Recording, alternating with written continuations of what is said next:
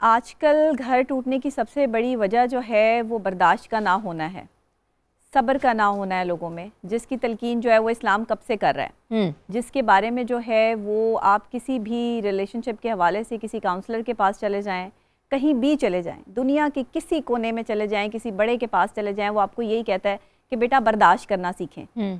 असल में हम एक दूसरे को टॉलरेट नहीं कर रहे, हम एक दूसरे के साथ ऐसा बिहेवियर है हमारा कि जिसमें हम समझना नहीं चाह रहे कि हम गलत हैं। हर बंदा, वो शौहर है या बीवी है, वो हर जगह सही है। ये जो सही वाला कॉन्सेप्ट है ना कि तू सही, मैं सही और तू गलत, ये वाला कॉन्सेप्ट बड़ा ख़राब है। आप हमेशा हर जगह सही कैसे हो सकते हैं और हमेशा हर कोई हर जगह गलत कैसे हो सकता है? कहीं आप सही होंगे, कहीं दूसरा गलत होगा, कहीं दूसरा सही होगा, कहीं आप गलत होंगे। अगर मियाँ बीवी को ये एलिमेंट समझ आ जाए तो मेरा ख्याल है बहुत से लड़ाई झगड़े जो इस वजह से होते हैं कि हमेशा मेरे शौहर ही ऐसे करते हैं और मेरा शौहर ने ही हमेशा मुझे जो है वो इस सिलसिले में तकलीफ़ दी है, परेशानी दी है, वो बात को समझना चाहते ही नहीं। मेरे पास कॉल्स आती हैं तो अक्सर मेरी पेशेंट्स जो हैं वो मुझसे ये शिकायत करती हैं कि हमारे शौहर हमें वक्त नहीं देते हैं, घर पर नहीं रहते हैं, घर पे आने की जो है वो कोशिश नहीं करते हैं, बच्चों से इरिटेट होते हैं, शोर से इरिटेट होते हैं। अब ये बच्चे भी आप ही के हैं, ये घर भी आप ही का है, शौहर को समझना है, जाहिर है, तो उसे बीवी को टाइम देना है। टाइम ना देने की सबसे बड़ी वजह ये भी हो सकती है कि आजकल आपको पता है कि पैसा कमाना दुनिया में कितना मुश्किल हो चुका है। हर चीज़ जो है वो पाकिस्तान में ख़ास तौर पे सर्वाइव करना इंतहाई मुश्किल है इन डेज़ में, कि जहाँ पे लोगों ने अपने आप को देखना भी है कि अपनी लाइबिलिटीज़ भी पूरी करनी है। जहाँ पे बिजली के बिलों पर लड़ाई हो रही हो, वहाँ पे रिलेशनशिप में लड़ाई नहीं होगी, ये कैसे जो है वो मुमकिन नहीं है। जाहिर है कि इतना सिनेरियो टफ हो चुका है। असल में सबसे बड़ी वजह पाकिस्तान में लड़ाई की ये भी है कि लोगों के पास उस तरीके से सोर्स नहीं है, सोर्स ऑफ इनकम नहीं है जिस तरीके से लोगों की एक ख्वाहिश है। और अपनी ख्वाहिशात के ग़ुलाम जो लोग होते हैं ना, वो हमेशा इन्हीं छोटी छोटी चीज़ों के लिए लड़ते रहते हैं। तो मियाँ बीवी को कम से कम ये चाहिए कि आप ये कोशिश करें कि जितना ज़्यादा हो सके एक दूसरे को जो है ना वो बर्दाश्त करना सीखें। बर्दाश्त नहीं करेंगे तो घर नहीं बसेंगे, बर्दाश्त तो करना पड़ेगा। देखें, औरत ने ये सारी चीज़ें पाकिस्तानी माशरे में तो कम से कम झेलनी है।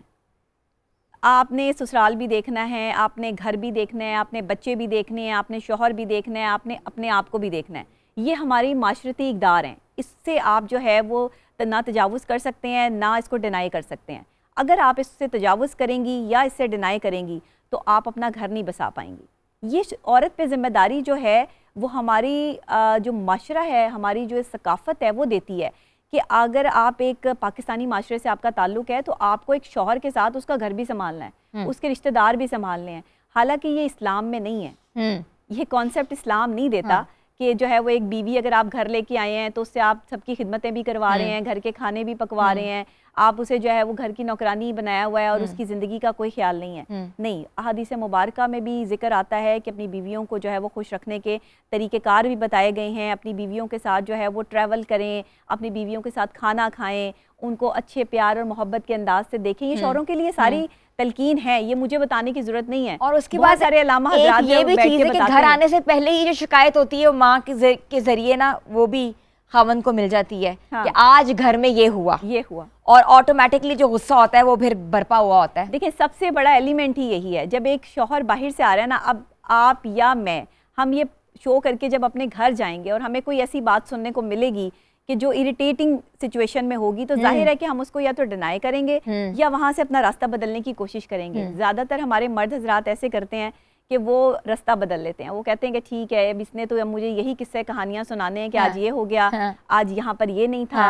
अब अगर आपके घर में ऑयल नहीं है और आपका शौहर ऑफिस में बैठा है और आप उसे फोन करके कह रही हैं ऑयल नहीं है, चीनी नहीं है, पत्ती नहीं है, फलां नहीं है, ये नहीं है, बच्चे स्कूल की फीस देनी है, ये बातें घर आके भी हो सकती हैं। बिल्कुल, वो ऑफिस में बैठकर आपकी इन चीज़ों को, आप खुद घर की जिम्मेदार हैं, ये जिम्मेदारी खुद औरतें अपनी जिम्मेदारी लें कि आपके घर में क्या है क्या नहीं है। ये हफ्ते में एक दिन पूरा निकालें, उसका एस्टीमेट लगाएं, अपने शौहर को बताएं कि जी ये चीज़ें ख़त्म हो गई हैं, हमें चीज़ें चाहिए, बजाय कि आप उसको ऑफिस में डिस्टर्ब करें। मैंने बहुत सारे अपने जो है वो अफसरान को भी, हम क्योंकि मीडिया में जाहिर है काम करते हैं, तो उनको भी घर से कॉलें आते हुए देखा है कि जी आते हुए ये लेते आइएगा, ये लेते आइएगा।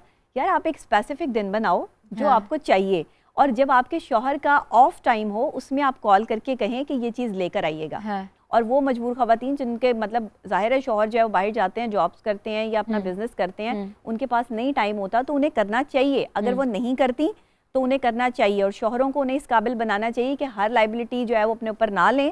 थोड़ा सा बीवियों को भी इस काबिल करें कि वो भी अपनी जिम्मेदारी को समझें। देखिए